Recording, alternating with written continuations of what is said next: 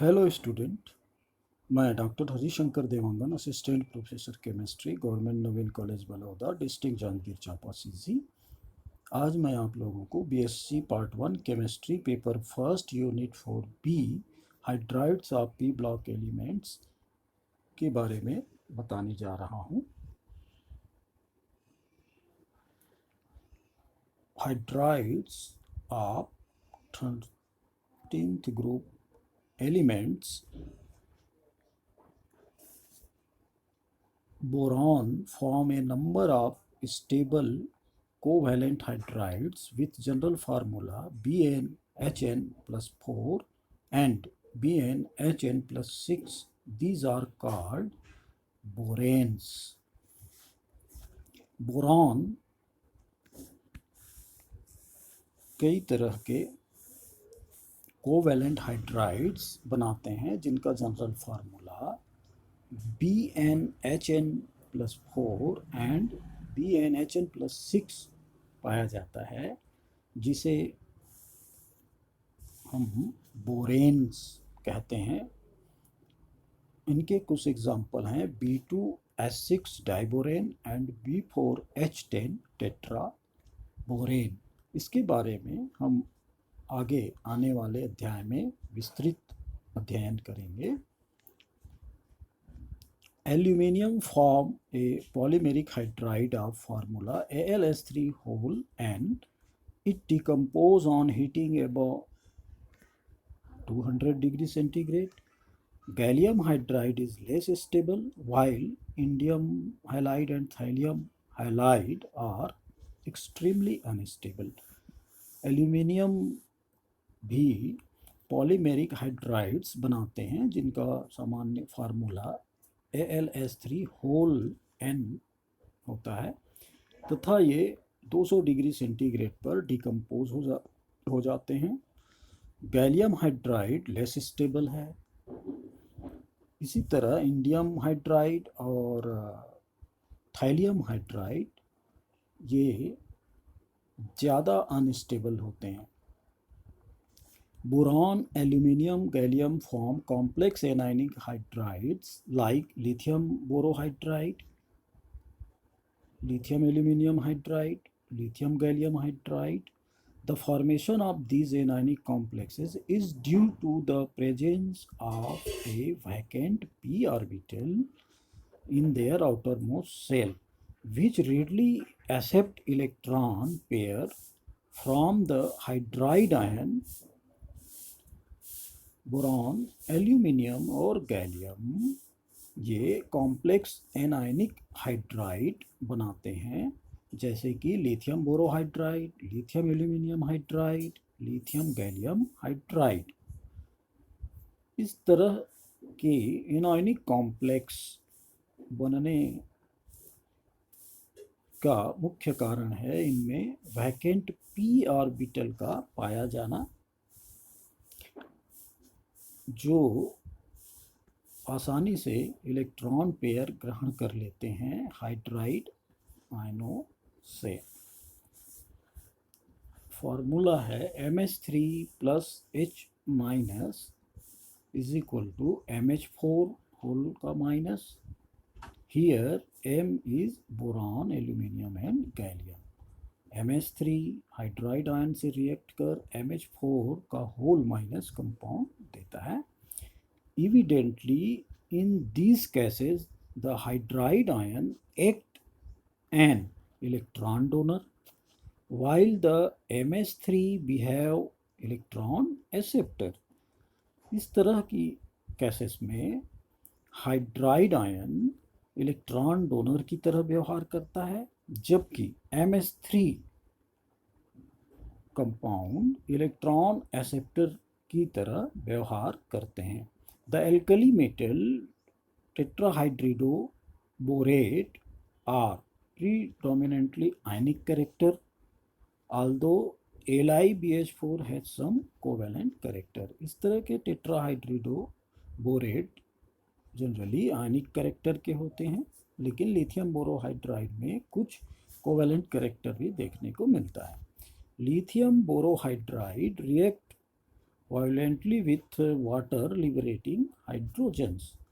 Lithium borohydride 2 molecule water से react कर ये बनाता है LiBO2 lithium metaborate plus H2 gas. Lithium aluminum hydride is more important of this compound. It is prepared by reacting lithium hydride and anhydrous aluminium hydride in ether. Lithium aluminium hydride बहुत महत्वपूर्ण compound है जिससे lithium hydride पर aluminium chloride की क्रिया ether की उपस्थिति में कराने पर ये लिथियम एल्यूमिनियम हाइड्राइड देता है प्लस लिथियम क्लोराइड प्राप्त होता है. The tetrahydridoborate and aluminate are strongly reducing agent. इस तरह के टेट्राहाइड्रिडोब्यूरेट या एल्यूमिनेट स्ट्रांगली रिड्यूसिंग एजेंट की तरह कार्य करते हैं. नेक्स्ट देखते हैं hydrides of 15th group elements. All the elements of this group form volatile trihydrides of the formula is MH3. 15वें समूह के सभी एलिमेंट्स ट्राईहाइड्राइड्स बनाते हैं जिनका एक कॉमन फार्मूला MH3 पाया जाता है. इसके एग्जाम्पल्स हैं NH3 ammonia, PH3 phosphine, ASH3 arsine, SbH3 stibine and BiH3 bismuthine. Total 5 महत्वपूर्ण हाइड्राइड्स का अध्ययन हम यहाँ पर करेंगे. A comparative study of trihydrate of group 15 element is given below. Preparation of trihydrates. Trihydrates बनाने की विधि देखेंगे. First, prepared from binary metal compound by the action of water or dilute HCl. इनके एग्जाम्पल्स हैं Mg3N2 magnesium nitride react with 6 molecule of water and give 3 MgOH twice plus ammonia twice NH3. इसी तरह calcium phosphide react with water and give phosphine and calcium hydroxide. Zinc arsenide react with dilute HCl 6 molecule and give zinc chloride and arsine. Magnesium antimonide react with HCl and give stibine and magnesium chloride. Zinc bismuthide react with HCl and give zinc chloride and bismuthine. Second reaction is reduction of trichlorides with lithium aluminum hydride. Second reaction में अपन देखेंगे कि metal के halides ट्राईहैलाइड्स की क्रिया lithium aluminium hydride के 3 molecule से कराने पर ये MH3 टाइप के हाइड्राइड्स देते हैं plus lithium chloride 3 molecule and 2 molecule aluminium hydride प्राप्त होता है. तो इस तरह से सेकेंड विधि से हम इन पांचों प्रकार के हाइड्राइड्स बना सकते हैं. Here, bismuthine is extremely unstable and decompose readily even at ordinary temperature. Bismuthine, अत्यधिक अनस्टेबल होता है और डिकम्पोज होकर और आसानी से डिकम्पोज हो जाता है सामान्य टेम्परेचर पर. Structure of trihydrides. तो हम इन विभिन्न ट्राईहाइड्राइडों के स्ट्रक्चर के बारे में देखेंगे और इनकी सभी की स्ट्रक्चर लगभग मिलती जुलती होती है। किसी एक का उदाहरण लेके हम यहाँ इसको समझेंगे। तो हम यहाँ अमोनिया का उदाहरण ले रहे हैं। Ammonia nitrogen atom undergo sp3 hybridization. Its geometry is pyramidal structure.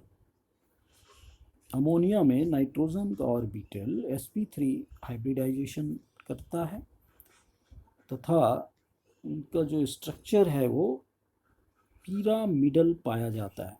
Tetragonal ना होकर पिरामिडल स्ट्रक्चर के ये सभी हाइड्राइड्स होते हैं। Due to LPBP repulsion, lone pair bond pair repulsion के कारण या बॉन्ड पेयर रिपल्सन के कारण इसकी आकृति इस तरह से हो जाती है। Molecule gets a little distorted and bond angle HNH decreases from 109.5 degree to 107.3 degree. इस तरह लोन पेयर बॉन्ड पेयर रिपल्सन के कारण इनका बॉन्ड एंगल डिक्रीज हो जाता है, जो 109 डिग्री 5 मिनट का ना होकर 107 डिग्री 3 मिनट का हो जाता है। अब हम यहाँ इनके ऑर्बिटल और बॉन्ड फॉर्मेशन को देखेंगे। अमोनिया या nitrogen have 7 electron. Its electronic configuration is first s2, second s2, second p3। तो इस तरह नाइट्रोजन के 7 electron first s2, second s2, second p3 electronic विन्यास में पाए जाते हैं। हम इनके आउटर मोस्ट सेल या वैलेंस इलेक्ट्रॉन को यहाँ पर देखेंगे। Nitrogen atom in excited state, यहाँ दो तरह के ऑर्बिटल हैं, 2s एंड 2p। 2s में 2 इलेक्ट्रॉन पाए जाते हैं और 2p पे एक एक इलेक्ट्रॉन पाए जाते हैं। ये ऑर्बिटल बंद बनाने के पहले अपनी ऊर्जाओं का पुनर्वितरण कर, रीडिस्ट्रीब्यूशन ऑफ एनर्जी कर, ये समान संख्या में समान ऊर्जा वाले नए संकर ऑर्बिटलों का निर्माण करते हैं, जिन्हें हम संकर ऑर्बिटल कहेंगे और इस घटना को संकरण कहते हैं। और यहाँ पर 1s और 3p ऑर्बिटल भाग ले रहे हैं संकरण की घटना में, इसलिए इसे हम sp3 हाइब्रिडाइजेशन कहते हैं। और इस तरह nitrogen atom in hybrid state, ये 4 ऑर्बिटल यहाँ पर हमको प्राप्त होता है, hybrid orbital 4 sp3 hybrid orbital इस तरह प्राप्त होते हैं, जिसमें एक में लोन पेयर इलेक्ट्रॉन पाया जाता है जो पूरी तरह फिल्ड है और बाकी में एक एक इलेक्ट्रॉन पाए जाते हैं। ये सिंगल इलेक्ट्रॉन वाले sp3 ऑर्बिटल हाइड्रोजन के फर्स्ट s ऑर्बिटल से ओवरलैपिंग कर कोवैलेंट बॉन्ड बनाते हैं तथा इलेक्ट्रॉन का साझा कर लेते हैं और इस तरह 3 बॉन्ड पेयर यहाँ पर प्राप्त होते हैं। और इस तरह हम इनका स्ट्रक्चर यहाँ देखें तो नाइट्रोजन के ऊपर ये लोन पेयर इलेक्ट्रॉन स्थित होता है और बाकी 3 यहाँ पर हाइड्रोजन बॉन्ड कोवैलेंट बॉन्ड बना के इस तरह स्थित होते हैं। इनमें lone pair in bond pair को रिपेल करता है, धक्का देता है, जिसके कारण इसका बॉन्ड एंगल 109 डिग्री का ना होकर के 107.3 डिग्री का हो जाता है। तो इस तरह ये NH3 का पिरामिडल स्ट्रक्चर हम यहाँ देख रहे हैं। The other hydrides also have pyramidal structure, but the bond angle decreases as we go down the group. अन्य जो हाइड्राइड्स हैं उनकी भी जियोमेट्री सेम होती है, पिरामिडल स्ट्रक्चर ही होती है, परंतु इनके बॉन्ड एंगल डिफरेंट होते हैं तथा ये ग्रुप में ऊपर से नीचे जाने पर क्रमशः घटते जाते हैं। जैसे NH3 का यहाँ पर है बॉन्ड एंगल 107.3, PS3 का है 93.6, आर्सीन 91.8 और स्टीवीन का है 91.3 डिग्री। इस तरह हम देखते हैं कि ग्रुप में नीचे जाने पर इनके बॉन्ड एंगल घट रहे हैं। इनका क्या कारण हो सकता है यदि हम ये देखें तो इसके मुख्य रूप से दो कारण हैं। एक तो है कि नीचे जाने पर एटॉमिक साइज बढ़ते जाती है और दूसरा इलेक्ट्रोनेगेटिविटी सेंट्रल मेटल एटम की डिक्रीज होती है, घटती जाती है, जिसके कारण जो बॉन्ड पेयर इलेक्ट्रॉन हैं उनकी नाभिक से दूरी बढ़ती जाती है या नाभिक से वो दूर होते जाते हैं, जिसके कारण बॉन्ड पेयर के बीच रिपल्सन कम होते जाता है और इसलिए जो अमोनिया होती है उसमें सबसे ज़्यादा रिपल्सन पाई जाती है, जिसके कारण उसका बॉन्ड एंगल भी सबसे अधिक होता है, जबकि स्टीबीन या बिस्मुथीन में रिपल्सन बॉन्ड पेयर के बीच सबसे कम होता है और इसलिए उसका बॉन्ड एंगल भी कम हो जाता है, कम होता है। नेक्स्ट हम देखते हैं इन ट्राईहाइड्राइडों के फिजिकल एंड केमिकल प्रॉपर्टीज। हम यहाँ पर इन 15वें समूहों के हाइड्राइडों के फिजिकल और केमिकल प्रॉपर्टी की चर्चा करेंगे, जिसमें फर्स्ट है boiling point. Except for NH3 the boiling point increases as we move down the group. Ammonia को छोड़कर ग्रुप में नीचे जाने पर उनकी बॉइलिंग पॉइंट इंक्रीज होती है या बढ़ती है। जैसे अमोनिया की बॉइलिंग पॉइंट है -34.5 degree centigrade, phosphine -87.45 degree centigrade, arsine -62.4 degree centigrade, stibine -18.4 degree centigrade and finally bismuthine +16.8 degree centigrade. तो इस तरह से हम देखें तो फॉस्फीन से बिस्मुथीन की तरफ क्रमशः बॉइलिंग पॉइंट बढ़ रही है। NH3 के बॉइलिंग पॉइंट हाई होने का एक मुख्य कारण है कि NH3 पर हाइड्रोजन बॉन्डिंग पाई जाती है, क्योंकि अमोनिया में नाइट्रोजन एटम की इलेक्ट्रोनेगेटिविटी सबसे ग्रुप में अधिक होती है और इसलिए वो हाइड्रोजन के प्लस चार्ज को अपनी तरफ अट्रैक्ट कर लेता है और उसके साथ हाइड्रोजन बॉन्ड बनाता है। इसलिए अमोनिया की बॉइलिंग पॉइंट फॉस्फीन से अधिक हो जाती है। सेकेंड, बेसिक कैरेक्टर, क्षारीय nature. On going down the group, the basic character of these hydride decreased due to decrease in the availability of the lone pair electron as we go down the group. इस तरह हम देखते हैं कि basic character नीचे जाने पर क्रमशः घटती जाती है। सबसे ज़्यादा बेसिक अमोनिया होता है और सबसे कम बिस्मुथीन का बेसिक नेचर होता है।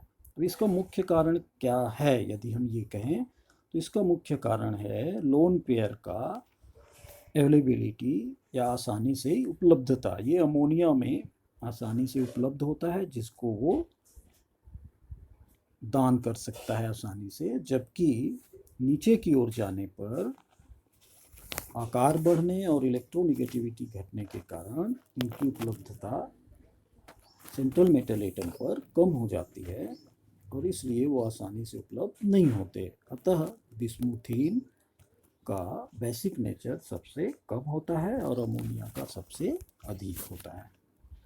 Third, thermal stability.